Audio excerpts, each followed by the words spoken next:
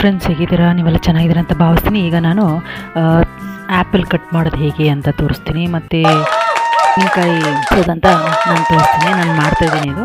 So please support ಮಾಡಿ, ನೋಡಿ, ಮತ್ತು ಲೈಕ್ಸ್ ಕೊಡಿ. ನಿಮ್ಮ ಕಮೆಂಟ್ಸನ್ನು ನಮಗೆ ಕೊಟ್ಟು ಪ್ರೋತ್ಸಾಹ ಮಾಡಿ ನಮಗೆ. Thank you so much. ಮತ್ತು ಈಗ ನಾನು ತೆಂಗಿನಕಾಯಿ ಬಿಡಿಸೋಣ ಅಂದ್ಕೊಂಡಿದ್ದೀನಿ. ನೋಡಿ, ತೆಂಗಿನಕಾಯಿ ಬಿಡಿಸೋದು ಇನ್ಸ್ಟ್ರೂಮೆಂಟು.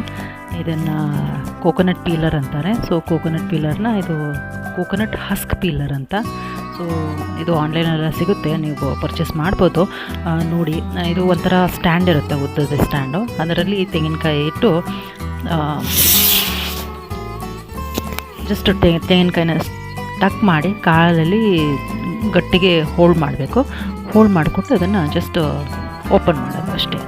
ಸೊ ಈ ಥರ ಓಪನ್ ಮಾಡಿ ಒಂದೊಂದು ಕಡೆಯೇ ಓಪನ್ ಮಾಡಬೇಕು. ಬಟ್ ತೆಂಗಿನಕಾಯಿ ಇದು ಹೊಟ್ಟು ಈ ಥರ ಬಿಡ್ಸೋಕ್ಕಾಗಲ್ಲ, ಕೈಯಲ್ಲಿ ತುಂಬ ಕಷ್ಟ. ನಾನು 2 ತೆಂಗಿನಕಾಯಿ ಬಿಡಿಸಿದ್ದೀನಿ ನೋಡಿ. ಇಷ್ಟು ಈ ಥರ ಅದು ಒಳಗಡೆ ಕುಚ್ಚಿಬಿಟ್ಟು ಸ್ವಲ್ಪ ವೈಡ್ ಮಾಡೋದು.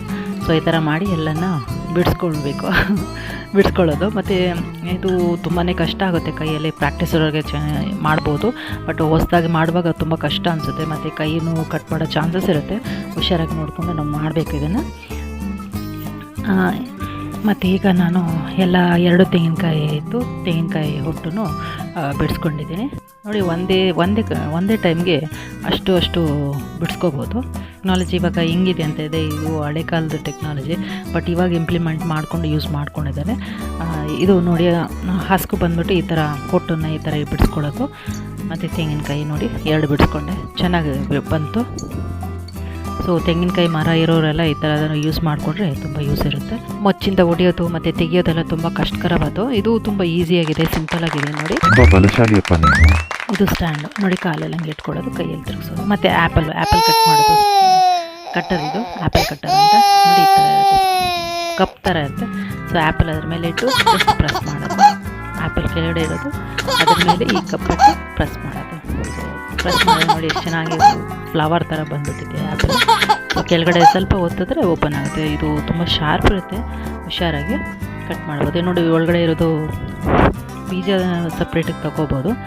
ನೋಡಿ, ಅಲ್ಲಿ ಉದ್ದ ಇದೆಲ್ಲ ಅದರದ್ದು ಹಂಗೆ ಪೀಸ್ ತೊಗೊಳ್ಳೋದು. ಸೊ ಒಂದೊಂದಾಗಿ ಈ ಥರನೇ ಬಿಡಿಸ್ಕೋಬೋದು.